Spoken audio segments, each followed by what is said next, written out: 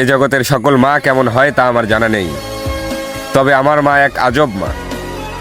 মোনাজাতে আমার দীর্ঘায়ু কামনা করে নিজের অসুস্থতার কথা বলতেই ভুলে যায়, অথচ নিজের শরীরের দিকে খেয়াল না করে চোখের পানি ফেলে আমার সুস্থতা কামনায়।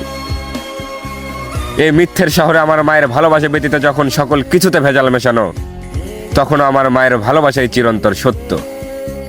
অতঃপর আমি খুঁজে দেখলাম এই সংশ্লিষ্ট বাংলা ভাষায় এমন কোনো বাক্য তৈরি হয় নাই যে বাক্য আমার মায়ের ভালোবাসা প্রকাশের সামর্থ্য রাখে।